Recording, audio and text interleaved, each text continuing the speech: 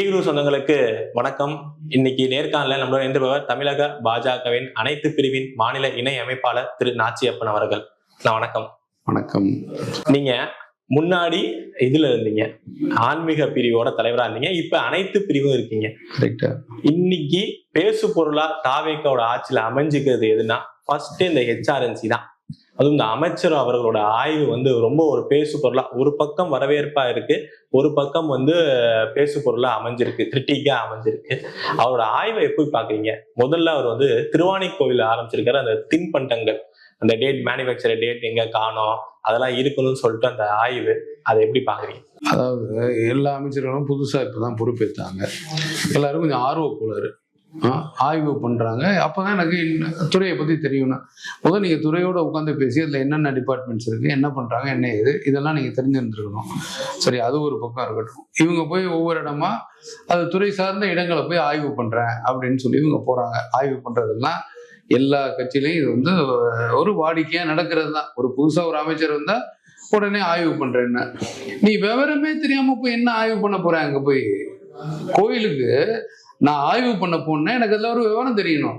அந்த கோயிலில் என்ன போய் கேட்கணும், என்ன பார்க்கணும், எதெல்லாம் அங்கே பாயிண்ட்ஸு, எதை பற்றி நான் பேசணும், எதை ஆய்வு பண்ணணும், இதெல்லாம் நான் தெரிஞ்சுக்கிட்டு தானே கோயிலுக்கு போகணும். சும்மா பென்னு கோயிலுக்கு போனால் சாமி கும்பிட போறேன்னு பேரா இல்லை ஆய்வுன்னு பேரா? அது பேர் எனக்கு புரியல. அதனாலதான் இவர் நேராக போய் சாமியை கும்பிட்டாரு. கும்பிட்டு யூஸ்வலா பிரசாதம் வாங்குற மாதிரி பிரசாத கடைக்கு வந்தாரு. வந்தோடனே யூஸ்வலா இவர் ஆய்வு எங்க பண்ணும்? ஆபீஸ்ல போய் பண்ணும். சொத்து எல்லாம் கரெக்டா இருக்கா, சாமியோட சிலைகள்லாம் கரெக்டா இருக்கா, லாக்கர் கரெக்டா இருக்கா, உண்டியல் எத்தனை தடவை என்றீங்க, உண்டியல் பணம் எல்லாம் கரெக்டா வருதா, பேங்க்ல இருக்க எப்படி கரெக்டா இருக்கா, செலவுக்கு யார் யாரெல்லாம் இருக்கா, எந்த ஆபீசர் இது இன்சார்ஜ், அவரெல்லாம் ஒழுங்கா வர்றாங்களா, உள்துறையில என்ன நடக்குது, திருவிழா ஒழுங்கா நடக்குதா, எப்போ கும்பாபிஷேகம் நடந்தது, இன்னி அடுத்தது எப்போ நடக்க போகுது, இதெல்லாம் கேட்கணும் வேண்டிய வேலை தான் இவங்களோட வேலை. இவ்வளவு வேலைகள் இருக்குன்னு அவர் தெரியுமான்னு தெரியல எனக்கு. அறநிலையத்துறையில இவர் போனாரு, யூஸ்வலா போய் சாமியை கும்பிட்டாரு. கும்பிட்டு பிரசாத கடையில லட்டு வாங்கினாரு. அதுல ஏதோ படிக்கணுமேன்னு சொல்லி படிச்சதுல டேட்டு போட்டிருக்கீங்களே, இந்த டேட்ல தான் செஞ்சேன்னு என்ன நிச்சயம் அப்படின்னா, திருப்பி நீ அதுக்கு ஆய்வு பண்ணு, போய் மடப்பள்ளியை உள்ள போய் பாரு, இன்னைக்கு பண்ற லட்டுக்கு தான் இந்த கவர் போடுறானா, நேத்து பண்ண லட்டுக்கு இந்த கவர் போடுறானான்னு பாரு. ஆக மொத்தம் இவங்க என்னத்துக்கு இந்த ஆய்வுன்னா, வீடியோ எடுக்க வேண்டியது, ரீல்ஸ் போட வேண்டியது, கூடவே 2 பேர் வருவாங்க, அதை வீடியோ எடுக்கிறது, வீடியோ எடுத்து மக்களுக்கு ரீல்ஸ் போட்டு இவர் பண்ணாருன்னு. அதாவது செய்ய வேண்டிய வேலையை விட்டுட்டு எதெல்லாம் செய்யக்கூடாதோ அடுத்தது இதே அமைச்சர் இப்ப நீங்க ஒரு அமைச்சர் இந்த ரமேஷை பத்தி கேட்டதுனால நான் அதை இன்னொன்னு சொல்றேன். திருச்செந்தூர்ல போய்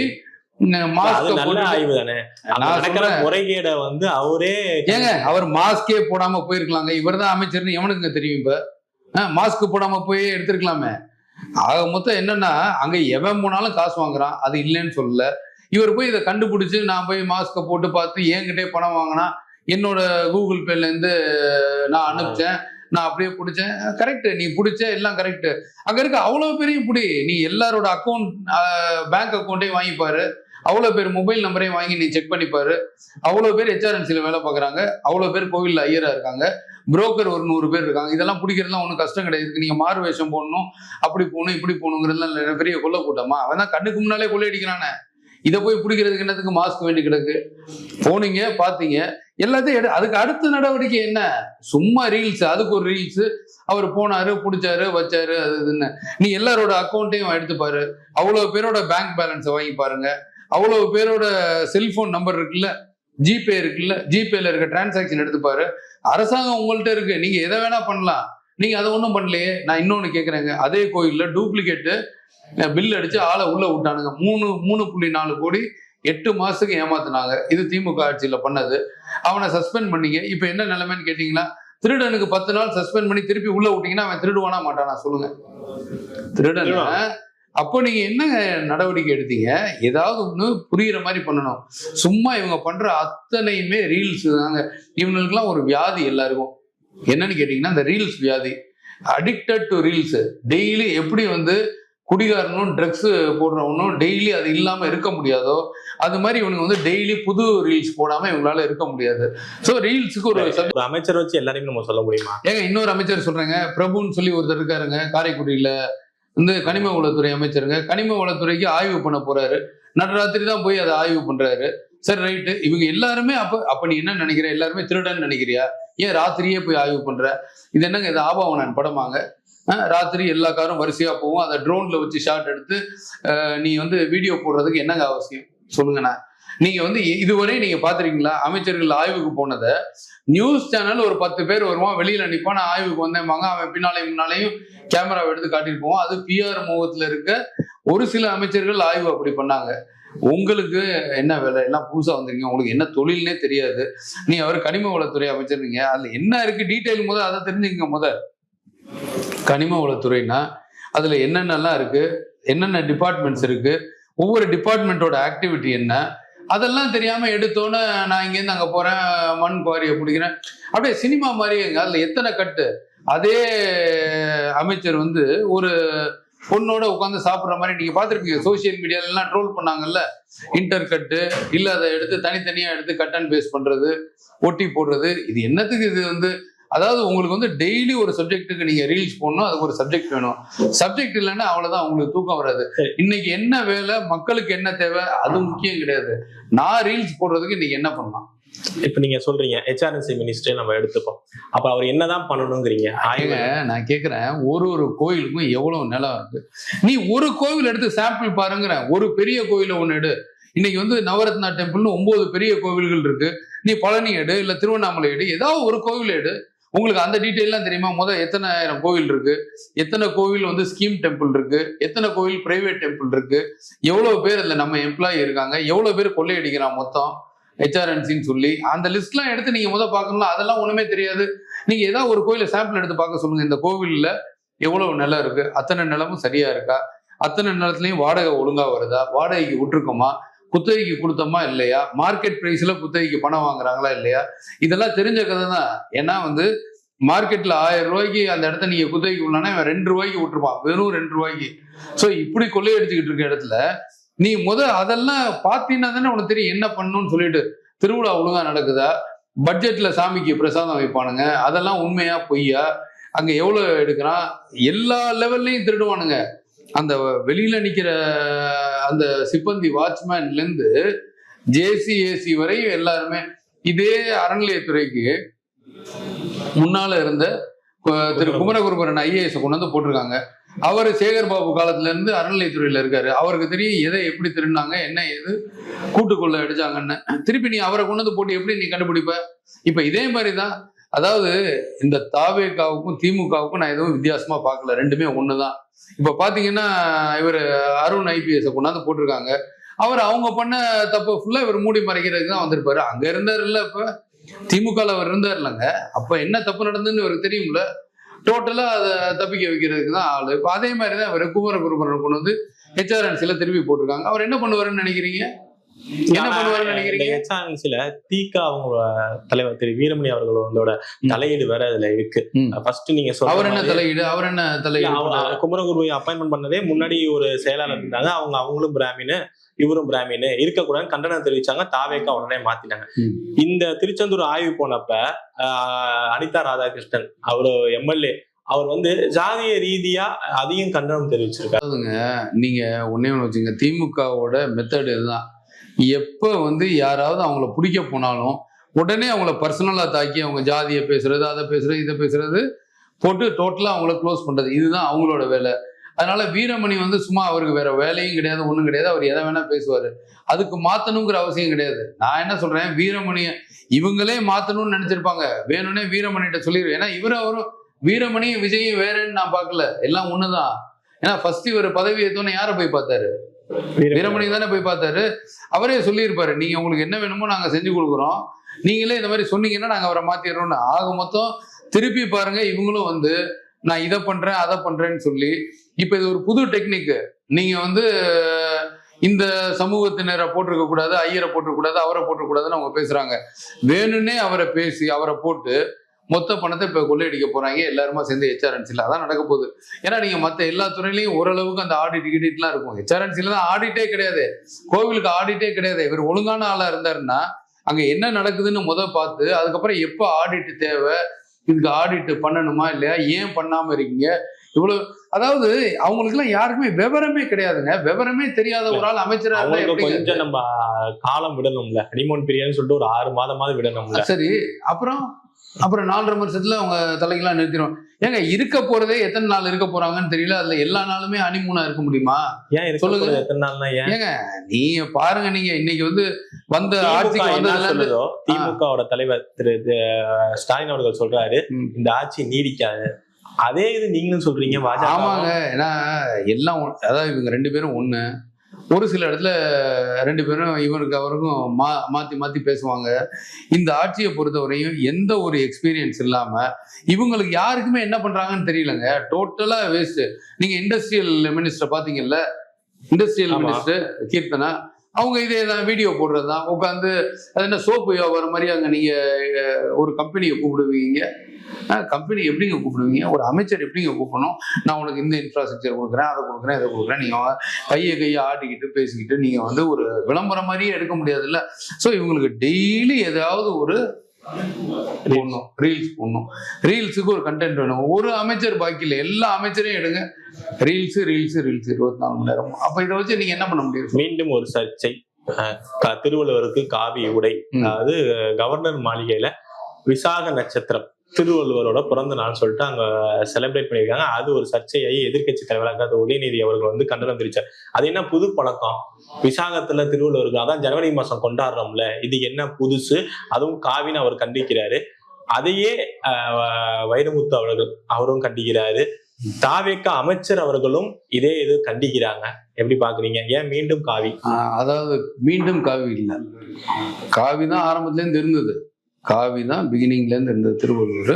திருவள்ளுவர் வந்து ஒரு பெரிய சிவபக்தர். திருக்குறள் அவர் வந்து கோவில்ல தான் வந்து மீனாட்சி அம்மன் கோவில்ல தான் பண்ணதுன்னு நம்ம வரலாறு சொல்லுது, நம்ம ஒன்றும் சொல்லல. ஸோ அப்படி இருக்கையில நீங்க என்ன பண்ணும், வந்து திருவள்ளுவர் வந்து இவங்க தான் திராவிட மயமா மாத்தினதே. திருவள்ளுவரை திராவிட மயமா மாத்தினதே இந்த தீகா கும்பல் தான். எந்த அடிப்படையில சொல்றேன்? அதான் நான் உங்களுக்கு இன்னைக்கு என்னோட இதுலயே போட்டிருக்கேன் பாருங்க, என்னோட ட்விட்லயே இன்னைக்கு நான் போட்டிருக்கேன் பாருங்க. அதாவது வீரமணி தான் வந்து ஃபர்ஸ்ட் அவருக்கு வெள்ளை ஆடை கொடுத்ததே. இந்த வீரமணி இந்த கும்பல்லாம் சேர்ந்து தான் கொடுத்தாங்க. வேணுகோபால் சர்மான்னு ஒரு ஆர்டிஸ்ட போய் 2 பேரும் பாக்குறாங்க.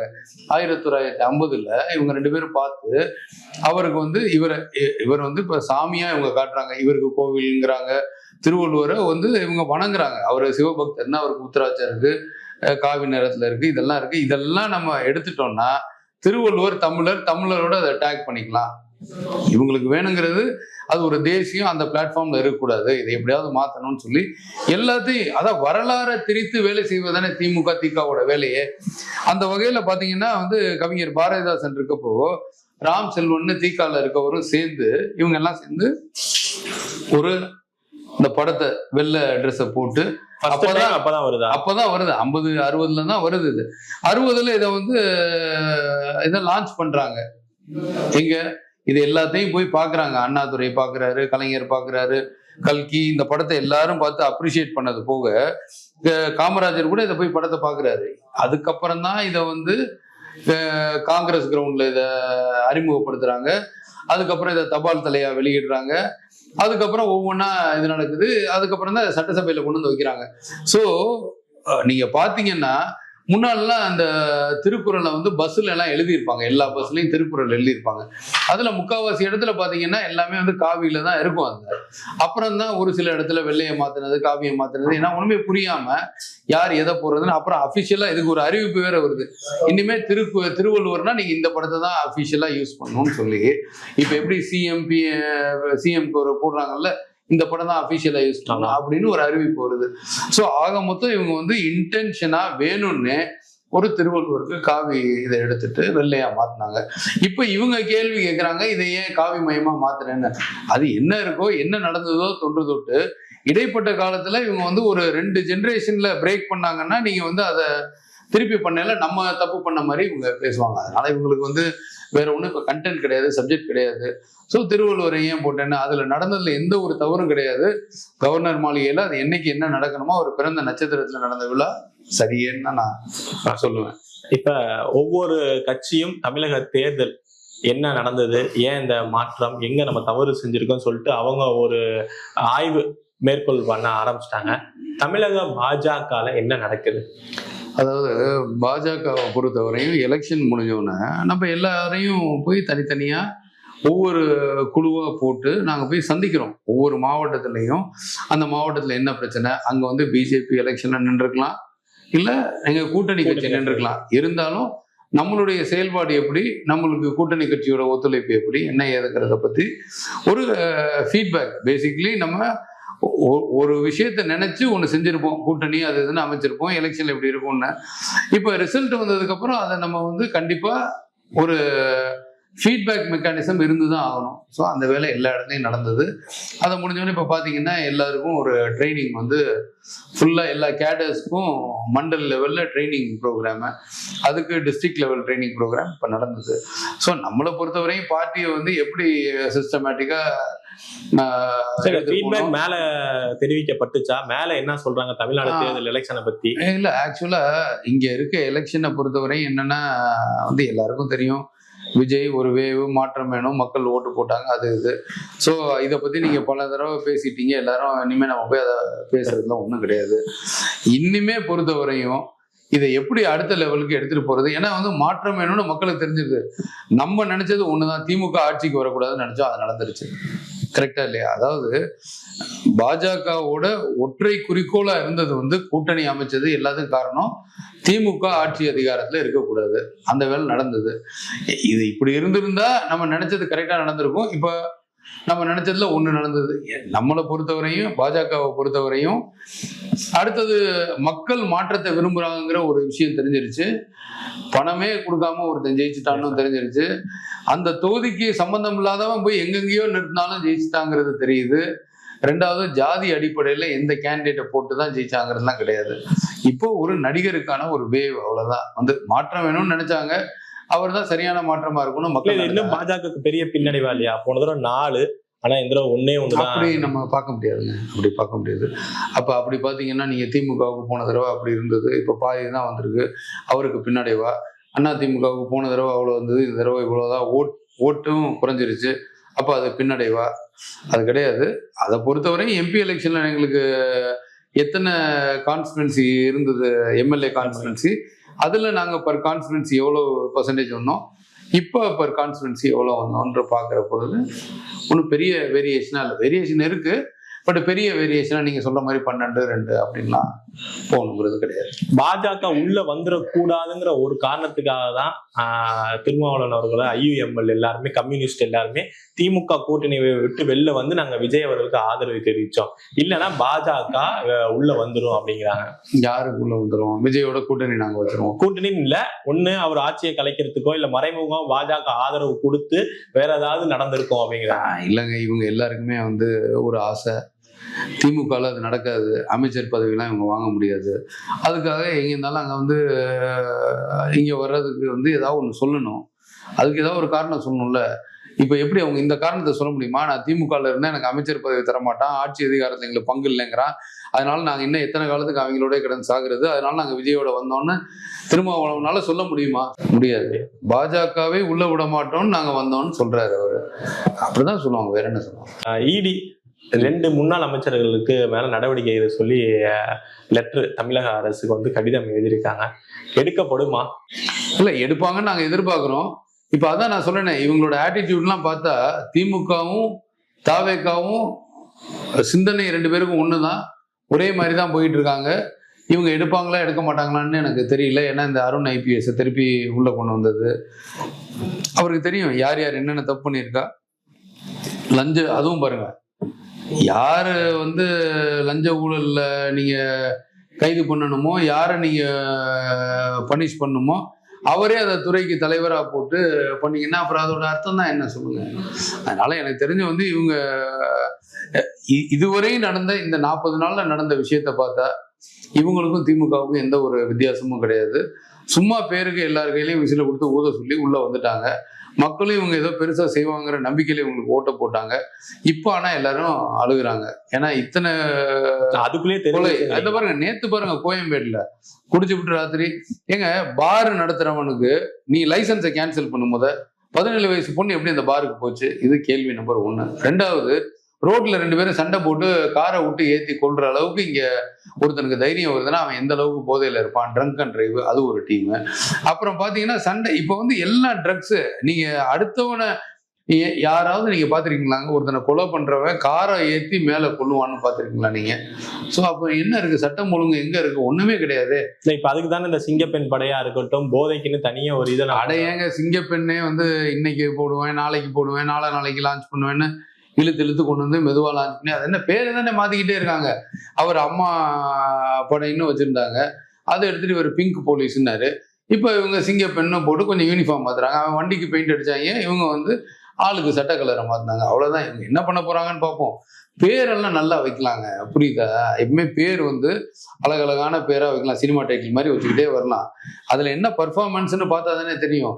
அந்த சிங்கப்பெண்ணை நீ போடுறதுக்கு முன்னால உன்னோட இருக்க போலீஸ் அந்த இருக்க டீமை ஒழுங்கா வேலை பண்ண சொன்னா இவ்வளவு சட்டம் ஒழுங்கு பிரச்சனையே வராது. இல்ல எத்தனை பேர் இறந்து போயிருக்காங்க, எத்தனை கொலை, அப்படி இப்படியே போய் சின்ன பசங்களா இருக்கட்டும், இந்த பெண்களோட குழந்தைகளோட கற்பழிப்பு எத்தனை சம்பவங்கள் நடந்திருக்கு இந்த குறைஞ்ச இந்த லாஸ்ட் 1 வீக்ல. அப்ப என்ன இருக்கு? ஒண்ணுமே இல்லையே. ஆக மொத்தம் வந்து அவர் விஜய் வந்து முதல்வர் வந்து அப்படியே அவர் என்ன சினிமாலே இருக்காரு. அவர் என்ன சினிமா விட்டு வெளியில வரல. அவருக்கு தெரியல என்னன்னா சினிமானா 2.5 மணி நேரம் பார்த்துடலாம், ஒரு ஆக்ஷன் அது இதுன்னு. இங்க வந்து நீ வந்து ஆக்ட் பண்ணாதான் மக்களுக்கு ஏதாவது ஒரு விஷயத்த கொடுக்கணும். நீங்க ஒண்ணுமே செய்யவே இல்லையே. இவங்க வந்ததுல இருந்து சும்மா அதாவது இவங்க செய்ய முடியாது. நீங்க சொல்ற மாதிரி இப்பதான் வந்தோன்னு என்ன செய்ய முடியும்னு கேட்கலாம் நீங்க. இவங்க அதை புரிஞ்சுக்கிறதுக்கான நடவடிக்கையே எடுக்கலையே. சில விஷயங்களை உடனே செய்யலாம்ல. போலீஸை வந்து டைட்டன் பண்ணலாம்ல, சட்டம் ஒழுங்கை கொண்டு வரலாம்ல. இதுக்கு உங்களுக்கு பணம் தேவையில்லையே. நீங்க இதை ஏன்டா பண்ணலன்னு கேட்டீங்கன்னா எங்களுக்கு அவர்கள் பணத்தை விடுவிக்கவில்லை, இவன் பணத்தை பிடிச்சா அடுத்தது சொல்லுவார் பாருங்க. இப்ப நாளைக்கு திருச்சிக்கு போறாரு. இறுதியான கேள்வியா இருக்கு, எப்படி இருக்க போது மத்திய அரசு தமிழக அரசோட? ஏங்க மத்திய அரசு வந்து நாங்க திமுகவுக்கும் ஒன்றும் தப்பாலாம் எதுவும் பண்ணல, இவங்களுக்கும் பண்ணல. நாங்க மக்களுக்கு நல்லது செய்யற நோக்கத்தோட மத்திய அரசு அனைத்து திட்டங்களையும் என்னென்ன எப்பப்ப கொடுக்கணுமோ சட்டப்படி ப்ரொசீஜர் படி அந்தந்த பணத்தை அப்பப்போ விடுவிப்பாங்க. பிரதமர் அவர்கள் சந்திப்புல என்ன நடந்தது? இவர் போய் என்னத்தை பேசினான்னு தெரியல. போனோன்னு வந்துட்டாரு. அதாவது இவர் யாராவது ஒருத்தர் எழுதி கொடுத்தா அதை போய் படிச்சுட்டு வருவார் போல இருக்கு. போனோன்னு இவர் தானேங்க போய் கேட்கணும். அவர் வந்து கேட்பாரா உனக்கு என்னென்ன வேணும்னு சொல்லுன்னு? ஒரு வார்த்தை தான் கேட்க முடியும். இவர் தான் எனக்கு 10 ஐட்டம் வேணும்னு 10 நிமிஷம் பேசினான்னா 1.5 மணி நேரம் பேசிட்டு வரலாம். இவர் போனோன்னு ஓடி வந்துட்டாரு. பயந்து வந்தாரா இல்ல பேச தெரியாம வந்தாரா, இவருக்கு எழுதி கொடுக்கலையா, என்ன ஏதுன்னு நமக்கு தகவல் தெரியல. ஆக மொத்தம் பாத்தீங்கன்னா இப்ப நாளைக்கு திருச்சியில போறாரு, போய் சொல்லுவாரு எங்களுக்கு வந்து இதுக்கான பணம் வரணும், அதுக்கான பணம். நீ என்ன நடக்குதுன்னே உங்களுக்கு என்ன புரியல. அதுக்குள்ள ஒத்துழைப்பு இல்லை, அது இல்லை, எங்களுக்கு இந்த ஒத்துழைப்பு வந்தா நாங்க இதை பண்ணிடுவோம். இதே பிளேம் திருப்பி பண்ணுவாங்க. திமுக மாதிரி தான் இவங்களும்.